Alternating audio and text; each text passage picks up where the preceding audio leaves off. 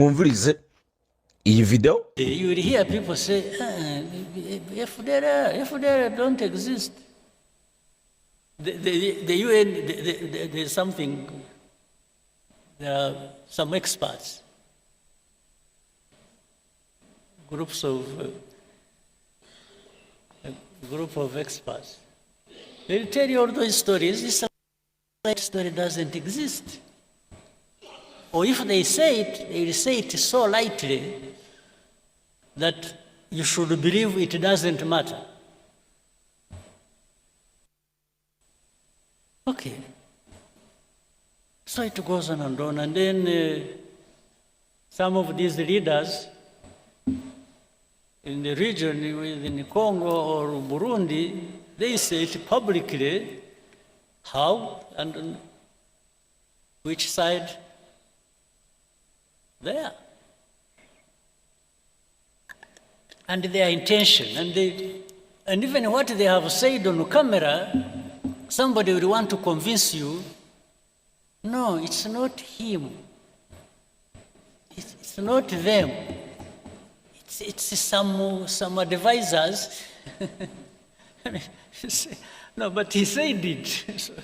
Whether it is an advisor who wrote it on a paper and the president read it, it is no longer advisor, it is the man who read the thing.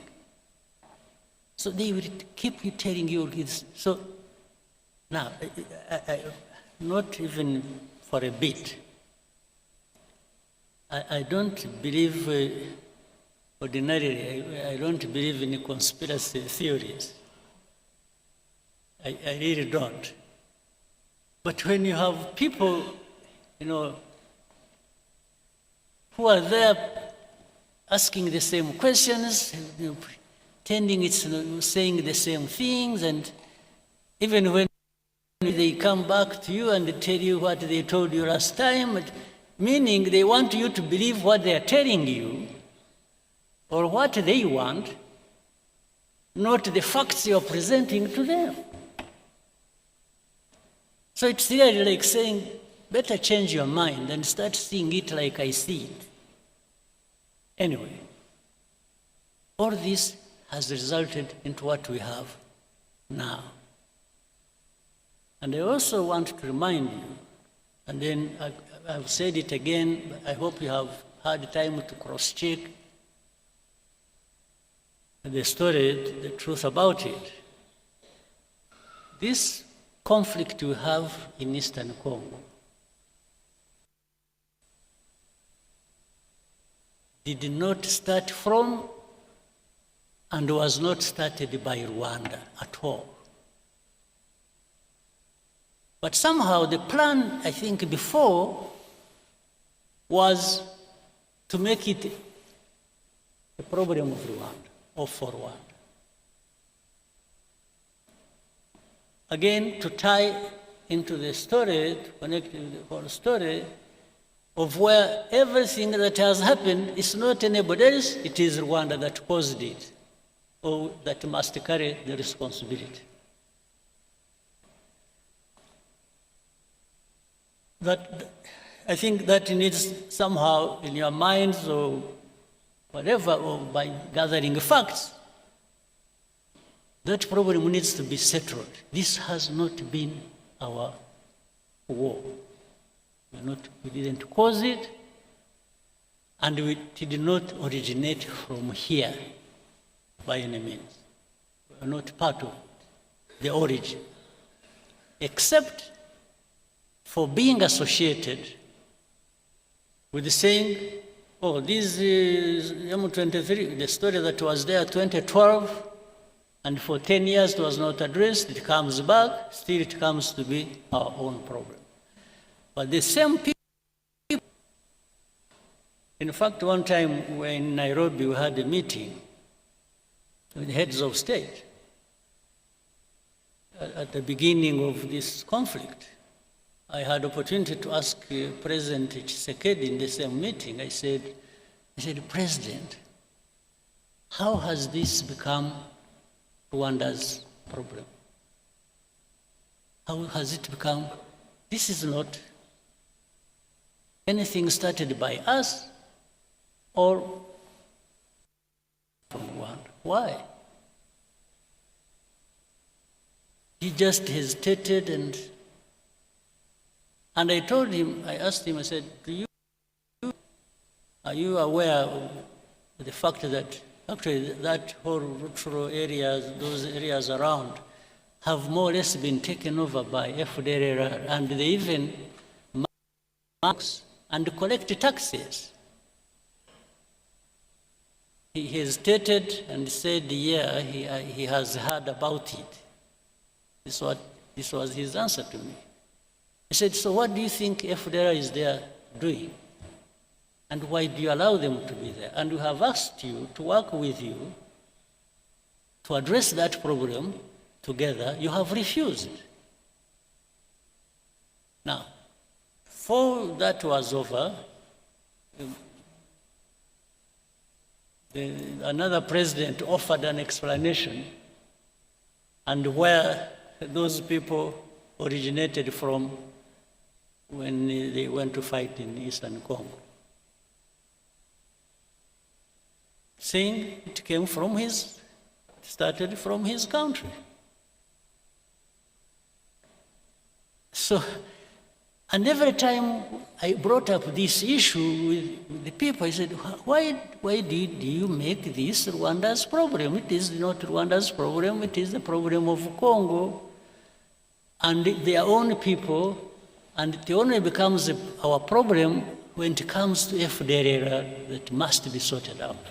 One way or the other, either you sort it out, you Congolese, or the UN that is employed there, and there are thousands, you address that problem and stop them from invading our country, or we will sort it out ourselves.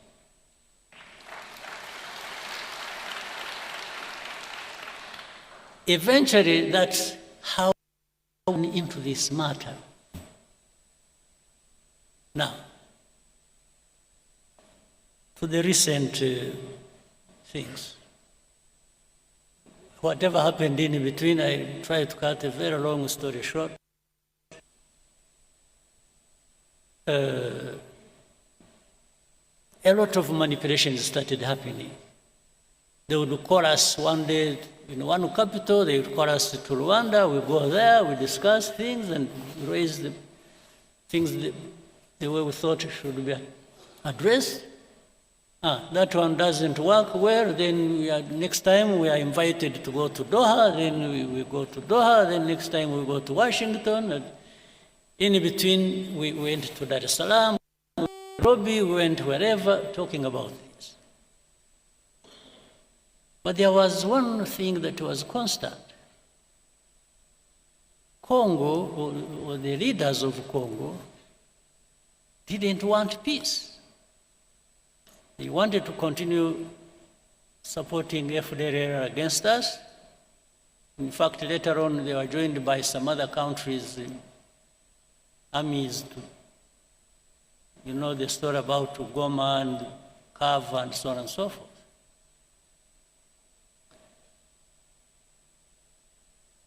So, but we told them, just help us deal with FDLR, and for us, we will not.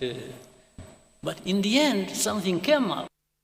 By the way, you should also, it's like even now when we talk about removing defensive measures and so on and so forth, which I'll come to later, they say Rwandan troops must pull out of Congo and so on. So we say yes. You know, for many of these people who pretend, they actually, by that, they mean that even M23 will be pulled back into Rwanda. That's something hidden behind. It's like they expect us to be receiving M23 here. Now, that goes into a long debate. Whether or not, and how these people are Congolese or not. just now. And I always tell them, no, this is a story of me, because how they became Congolese, how whatever happened in Congo and between Congo and Rwanda, as of those years, I was not. So I don't know. I cannot be asked to answer for colonial times problems. I was not there. And Rwanda is not responsible for that. Now we're going to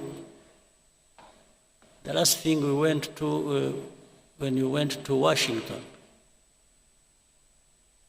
and which the whole process has resulted into sanctioning Rwanda, sanctioning RDF, it's just sanctions.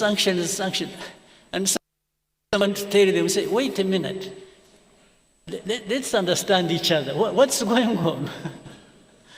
And there is no time. There's no time for Rwanda to be listened to. It's just sanctions. The sanctions, that's what we said, that's what we're doing, that's what we do. Now,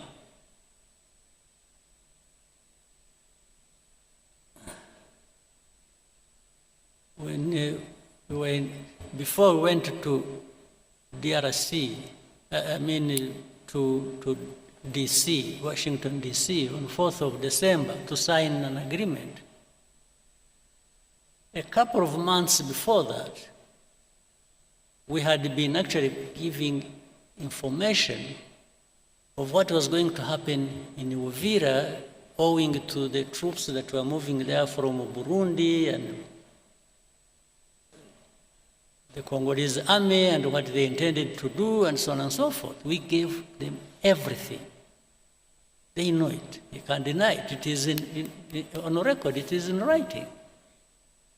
So when Uvira fell,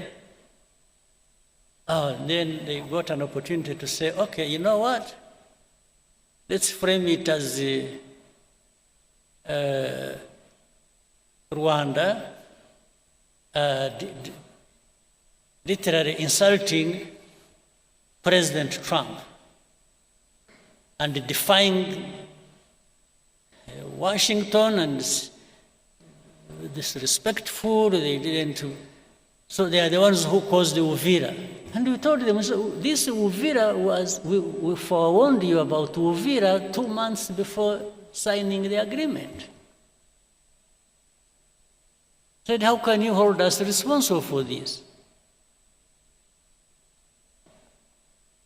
Then, initially I thought the initiative they had brought up of saying, you know, they want to resolve the problem of, first of all, the political problem, internally, then the security problem that concerns Rwanda and the region, then the economic partnerships between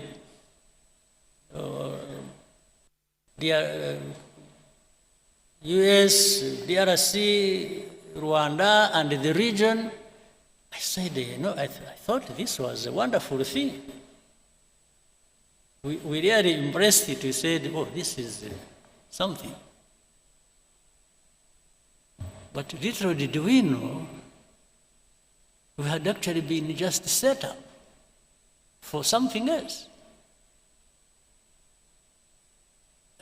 Because in the middle of it, there came a story. It is, you know, what we want to achieve is no M23, no FDLR, and we just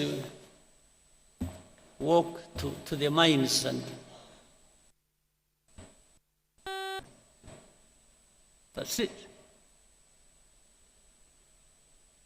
But we told them in our discussions, we kept telling the people, we said, fine, but you will do whatever you want to do. But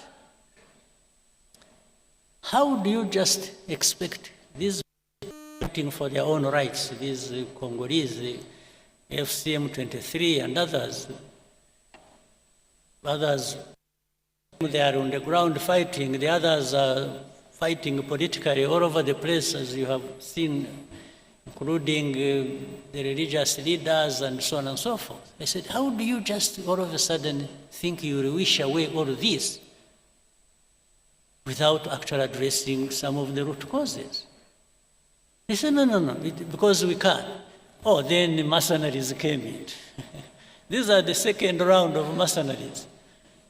You know, there are first mercenaries who even came through here and were transported back. Other mercenaries came in the background, and they were the ones, somehow they converge with the policy on the region and on resolving this problem. They are the ones dictating, and I think these are the ones who are supposed to finish. But this, while the initial thing was to finish FDLR and finish M23, this time it has become finishing M23, not FDLR. FDLR because they are working with the same people and working with the government of Congo. Now, all these facts, they are known. But the complication of this, the world politics and the geopolitics, is that there are people who think they just dictate what the truth should be and what should happen, and for the rest you just shut up. That's what is going on. Today, what is going on is if you raise an argument, you say, oh, you know what, I'm going to sanction you. that is the argument. Now, something I shouldn't forget, I said I was going to, because of the story I brought up earlier. In the recent weeks and months, we have heard of the killings and the fighting that has been going on in a place called Minembwe, around the Minembwe area. This is a place home to some Banyamulenge or some other.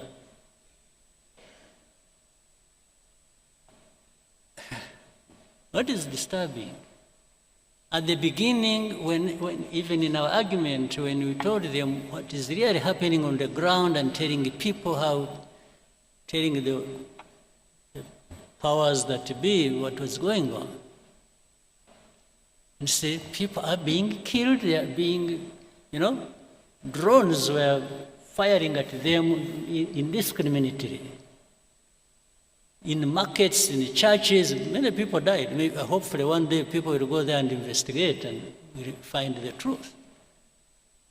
But what was disturbing was that in that same conversation and argument, somebody says, don't bring up that issue, it is none of your business.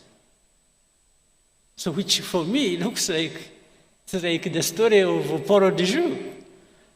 It's like, that those people being killed for their identity and anything is none of your business. Shut up, we are going to kill them anyway. I mean, I'm just calling a spade a spade. It's like, shut up, it's none of your business. They didn't even say, are you sure they're being killed? Or are you creating a story or what? No, it's like, that's none of your concern. But if it is not my concern, maybe it should be yours. Why are you not concerned? And things keep getting worse and out of control every time. So where we are now, we just told, remove your defensive measures. Whether we are associated with and helping FDLR, with the Congolese army and the government to do whatever they want, and then in exchange you have whatever we want, just shut up. This is what we are being told.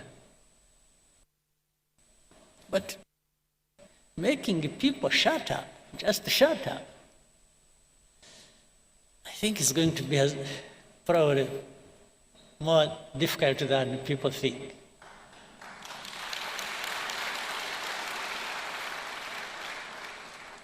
To say we will support those who want to come and kill you, or like they killed you last time, or we will handle it the way we want, so shut up. Well, I only shut up when I'm dead. That's when I'm coming.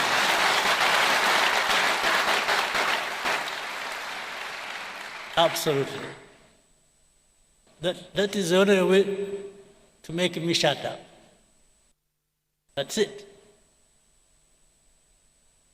For the belittling everything and making it look like some people's lives are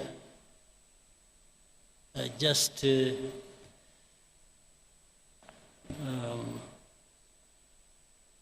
maybe, I don't know. It's not my politics. It's not RPF's politics.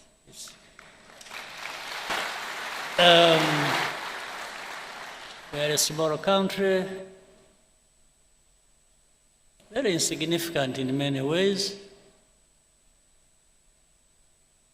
You can do much harm to us, granted, but boy, wishing us away is not a big thing, is not a small thing.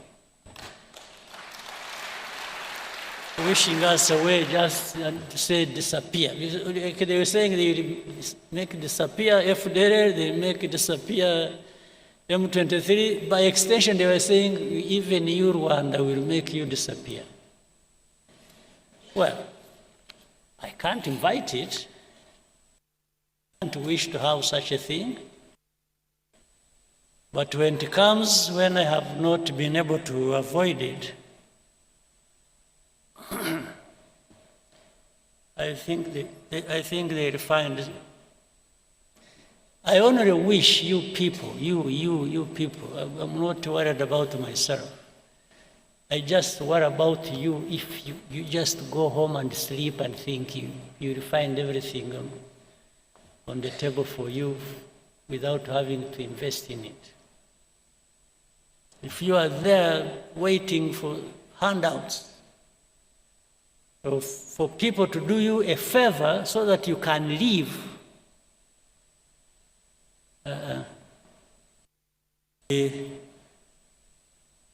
very sad and absurd,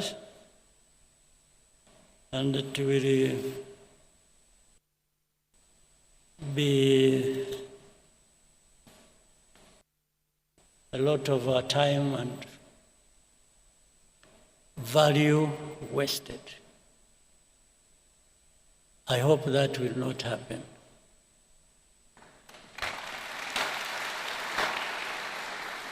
And for that, I wish everybody well and a very good meeting, and I hope to see you next time. Thank you.